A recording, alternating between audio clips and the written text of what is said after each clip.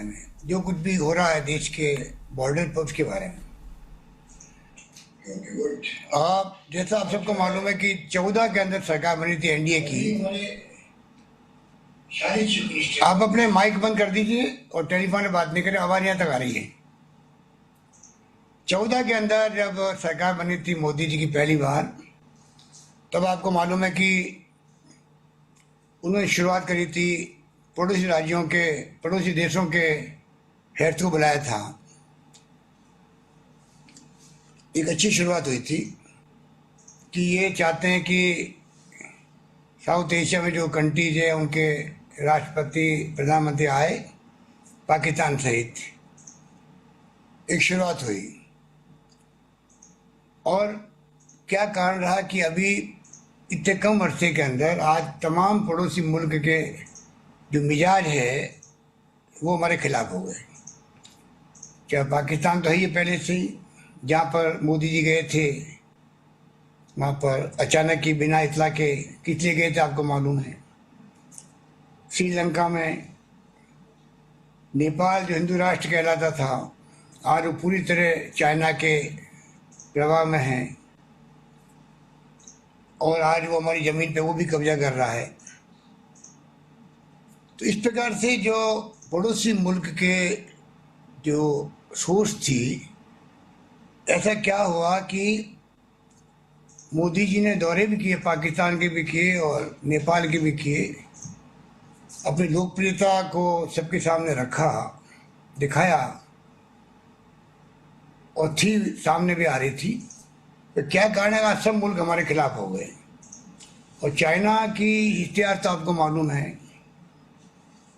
कि शुरू से ही, जब से हम आज़ाद हुए हैं, 62 से ही वो जिस रूप में 62 की वार हुई थी, उसके बाद में लंबी हिस्ट्री है। चाहे वो 67 में लड़ाई हुई हो, चाहे जब कभी पाकिस्तान के साथ लड़ाई हुई 65 की या 71 की, तब भी पाकिस्तान का साथ दिया चाइना ने।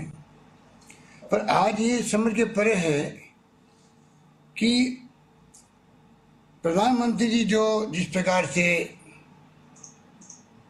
रिश्ते रखे चाइना के साथ में, जब वो मुख्यमंत्री थे तब भी 4 बार गए चाइना, प्रधानमंत्री थे तो 5 बार गए, और वैसे उनकी मुलाकात 18 बार हुई है चाइना के प्रीमियर के साथ में, एजेंट के साथ में। और झूला भी झूले थे, आपको याद है अहमदाबाद के अंदर झूला झूल रहे थे, तब भी वहाँ झड़पें चल रही थी बॉर्डर पर। तब नरेंद्र मोदी जी को समझ आना चाहिए था कि मैं इनको झूले झुलवा रहा हूँ यहाँ पर अहमदाबाद में, और वहाँ झड़पें हो रही है, तो इनकी मंशा क्या है। वो मंशा समझ नहीं पाए, बार बार जाते रहे चाइना। और आज जो कुछ भी बॉर्डर पर हुआ है, वो क्या कारण हो सकता है, उसको बताना चाहिए प्रधानमंत्री जी को, देश को। और जिस रूप में विपक्षी पार्टी की मीटिंग के दौरान उन्होंने कह दिया कि चाइना हमारी ज़मीन पे आया ही नहीं है, ना हमारी कोई चौकी पे कब्जा है, वो उन्होंने ब्लंडर किया है। और पूरे चाइना के अंदर देश के पहले प्रधानमंत्री हैं मोदी जी, जिनके वक्तव्य का स्वागत हुआ है। वहाँ की मीडिया ने भी, मैंने चाइना बात करी वहाँ पर, मालूम पड़ा कि आगे मीडिया में प्रधानमंत्री जी के वक्तव्य का स्वागत हो रहा है। वहाँ की सरकार स्वागत कर रही है, क्योंकि जो चाइना चाहता था उसका सर्टिफिकेट हमारे देश के प्रधानमंत्री जी ने जाने अनजाने में दे दिया, जिसकी जरूरत नहीं थी। इसलिए कांग्रेस मांग करती है कि प्रधानमंत्री जी को अभी भी स्थिति स्पष्ट करनी चाहिए, अपने उस बयान को वापस विड्रॉ करना चाहिए।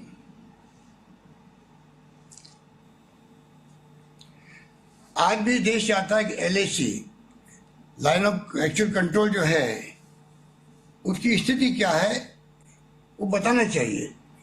ये देशवासियों का हक है जानने का, बॉर्डर पे कभी कोई झड़प हुई है या युद्ध हुआ है तो पूरा मुल्क एकजुट रहा है।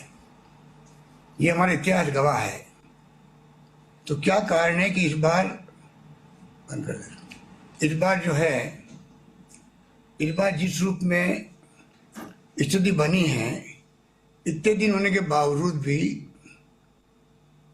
14 जून का आसपास की घटनाएं हैं, 15 जून की है, आज तक देशवासियों को मालूम नहीं है कि वास्तव में कितने सैनिक मारे गए, कितने सैनिक चाइना के मारे गए, कितने घायल हुए, कितने क्षेत्र पे कब्जा किया हुआ है चाइनीज का, क्या वहाँ स्थिति है, कितना कंस्ट्रक्शन हो रहा है अथवा नहीं हो रहा है, कोई देश को मालूम नहीं। ये स्थिति जब बनती है तो देश में एक चिंता का विषय बनता है। क्या प्रधानमंत्री जी की नैतिक जिम्मेवारी नहीं है कि वो तमाम मुल्क को विश्वास में ले? और जब कभी मैंने कहा घटनाएं हुई तो पूरा मुल्क एकजुट रहा। आज भी विपक्षी पार्टियां बिना कोई शर्त के एकजुट है प्रधानमंत्री जी और सरकार के साथ में। पर जो मैं क्वेश्चन कर रहा हूं, मैं समझता हूं ये तो हक है पूछने का देशवासियों को भी वास्तव में स्थिति क्या है, जब पूरा मुल्क आपके साथ खड़ा है। और आज 62 वाली स्थिति भी नहीं है। 62 के अंदर तो आपको मालूम है कि हमारे पास में कोई हथियार नहीं थे, ना बंदूकें थी, ना तोपें थी, ना बंदूकें थी। तब हमारे वीर सैनिकों ने साहस दिखाया। मेजर शतान सिंह जी जोधपुर के थे मेजर, वो शहीद हो गए। मुझे बचपन याद है, जब मैं 12 साल का था तो मैंने उनकी शव यात्रा में भाग लिया था। उस वक्त भी जज्बा देखने लायक था, किस प्रकार राजस्थान और देश के अंदर मेजर शतान सिंह के नारे गूंज रहे थे। राजस्थान के तो घर घर के अंदर सैनिकों का आप देखते हो कि त्याग बलिदान की कहानियां हैं। कारगिल के युद्ध के वक्त में भी करीब 62 लोग शहीद हुए थे राजस्थान के। मैं 56 लोगों के घर गया था। तो मुझे मालूम है कि युद्ध के वक्त में सैनिकों के साहस, जो सैनिक लोग हमारी रक्षा करते हैं सीमाओं की, उनके प्रति कितना जज्बा होता है आम जनता के अंदर। इसलिए आज एनडीए गवर्नमेंट समझ नहीं पा रही है कि जो हालात देश में बन गए हैं, लोगों में अंदर अंदर आक्रोश है कि क्या कारण है कि आज ये इनकी हिम्मत हो गई चाइना की। क्योंकि आपको मालूम है कि शीर्षद के अंदर जो लड़ाई हुई थी, जब 40 लोग हमारे मारे गए तो 400 लोग उनके मारे गए थे चाइना के, और भाग गए थे चाइनीज। शीर्षद के बाद में युद्ध हुआ नहीं कभी, झड़पें होती रहती है। तो इस बार बता क्यों नहीं रहे हैं प्रधानमंत्री जी, ये मैं पूछना चाहता हूं। अब तो 62 की स्थिति, तो तोपें नहीं थी, मैंने कहा बंदूकें नहीं थी। अब 70 साल में मोदी जी कहते हैं कांग्रेस ने क्या किया। आज जो आधुनिक भारत है, सैन्य बल हमारा है, आर्मी है, एयरफोर्स है, नेवी है, वो दुनिया के सुपर पावर के मुकाबले की है।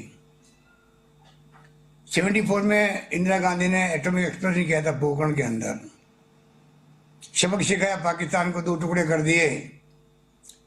और पाकिस्तान की जो स्थिति बनी दुनिया जानती थी, किस प्रकार लोहा लिया इंदिरा गांधी ने, बांग्लादेश का उदय हो गया, अमेरिका का 7वां बेड़ा आता है तो रास्ते में रुक गया। वो हिंदुस्तान है। और आज 70 साल में हम आधुनिक हथियारों लैस है, हमारे पास सब कुछ है, एटॉमिक पावर है, मिसाइल्स है, आधुनिक तोपें हैं। बोफोर्स गन तो जब चलाई गई थी कारगिल के अंदर, तो राजीव गांधी जिंदाबाद के नारे लगे थे, जिसको लेकर राजीव गांधी बदनाम किया गया। ये तमाम इतिहास आपके सामने है। तो प्रधानमंत्री जी क्यों हिचक रहे हैं वास्तविक स्थिति बताने में? गलवान वैली में कहाँ तक कंस्ट्रक्शन कराई गई है, ये क्यों नहीं बता रही है और छिपाना क्यों चाहती है? मुख्य रूप से तो बात यही थी।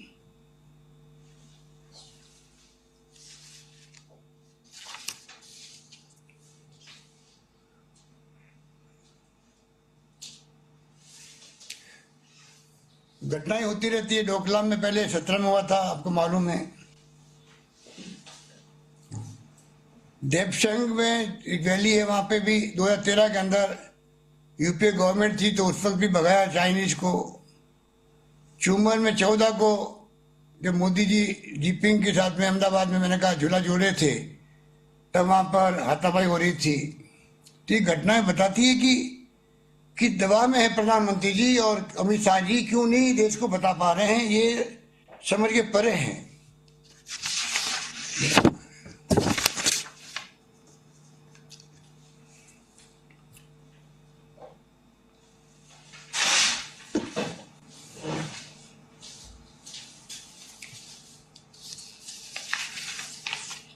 बोल दिया।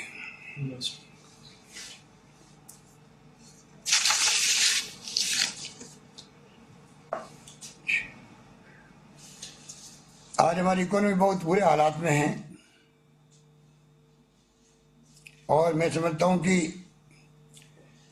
क्या सोच के चाइना ने ये हरकत की है, इसका विश्लेषण होना चाहिए केंद्रीय सरकार में, पीएमओ के अंदर, विदेश मंत्रालय के अंदर, कि बिना कारण के इतनी बड़ी घटनाएं क्यों हो गई। हम लोग जूझ रहे हैं, एक तरफ तो कोरोना से जूझ रहे हैं, लॉकडाउन ने बर्बाद कर दिया देश को, जिस रूप में आर्थिक स्थिति ठप हो गई है। पहले से हम लोग इकोनॉमिक स्लो डाउन में थे।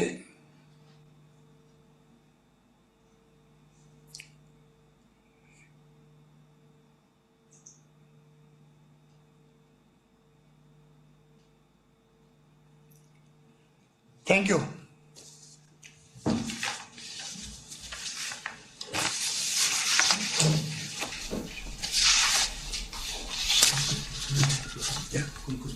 कोई क्वेश्चन करना चाहते हैं? तो मुख्यमंत्री अशोक गहलोत को आप सुन पा रहे हैं, और देश को पता होना चाहिए चीन के कितने सैनिक मारे गए। नमस्कार। सर, आपने एक सवाल उठाया कि जो वर्तमान में हालात हैं, कोरोना का दौर चल रहा है, उसके बावजूद ये परिस्थितियां बनी, तो क्या आपको लगता है कि क्या जमीन की लड़ाई है, या कुछ व्यापारिक एंगल भी चाइना के साथ जो संबंध बिगड़े हैं उसमें आपको नजर आता है? सर, इस समझ के परे है, क्योंकि भारतीय जनता पार्टी जितने अध्यक्ष बने हैं उनके रिश्ते अच्छे रहे चाइना के साथ में, और इसलिए मोदी जी भी जब मुख्यमंत्री से जाते रहे चाइना बराबर, और प्रधानमंत्री के रूप में गए हैं। और वैसे प्रधानमंत्री बनने के बाद में 18 बार मुलाकातें हुई, और दुनिया भर के मुल्कों में जाते हैं तो चाइनीज के साथ में अवश्य वार्ता होती है।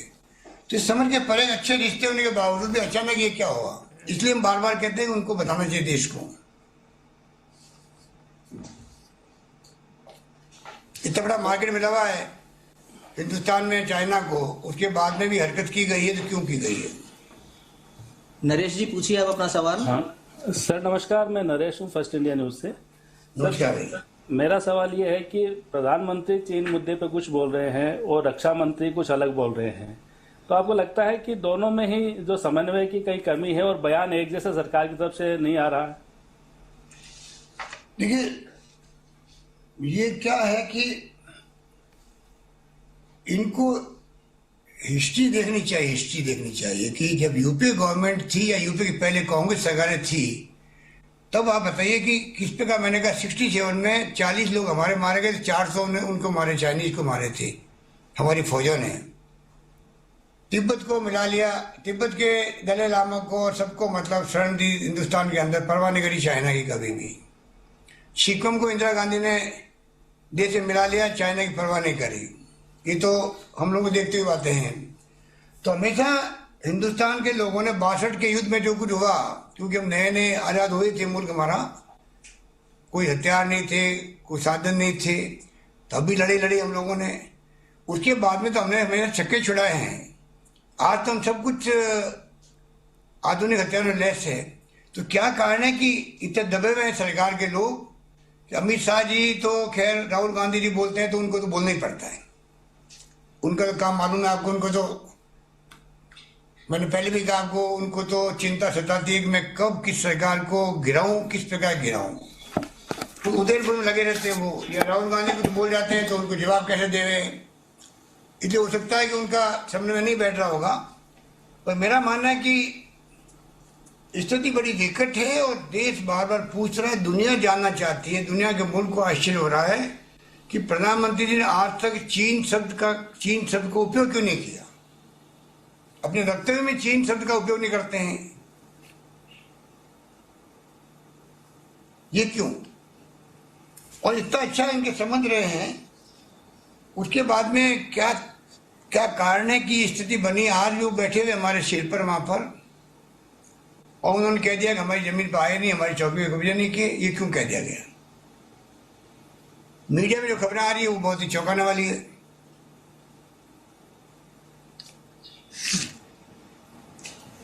डॉक्टर यश गोयल जी।